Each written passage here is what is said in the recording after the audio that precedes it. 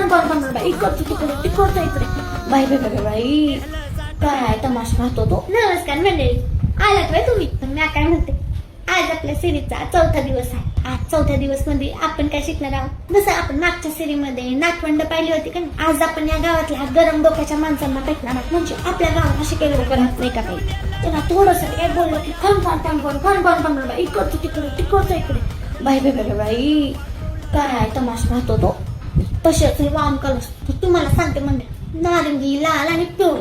आता हे कलर काय करतात की आजूबाजूच्या लोकांपेक्षा आपल्याकडे जास्त अट्रॅक्शन करून देतात. म्हणजे हे कलर वापरल्याने ना सगळ्याचे लक्ष आपल्याकडे राहतात. असं अट्रॅक्टिव्ह दिसतं माझं, अट्रॅक्टिव्ह. तर तुम्हाला सांगते फंक्शन त्याच्यामध्ये आपण हेच कलर जास्त का बरं वापरतो, कारण या कलर मध्ये वाईब असते राव. म्हणून तुम्हाला सांगते, जर तुम्हाला कुठे बाहेर जायचं असलं किंवा कोणतं फंक्शन अट्रॅक्टिव्ह दिसायचं असलं तर तुम्ही हे वाम कलरचा वापर करा.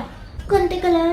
लाल, पिवळा आणि केशरी हे वाम कलर्स मध्ये येतात. बरं म्हणजे आजची सिरीज तुम्हाला कशी वाटली हे मला कमेंट्सला नक्की कळवा. उद्याच्या सिरीज मध्ये आपण गावातली काही थंड लोकांना बघू, म्हणजे कुल कलर्सला बघू. आता मला सांगा की आजची सिरीज तुम्हाला कशी वाटली. बरं म्हणजे तुमचं चांगलं दिसतोय. मी जरा माझ्या कामाची मॅनेजमेंट बघून येते.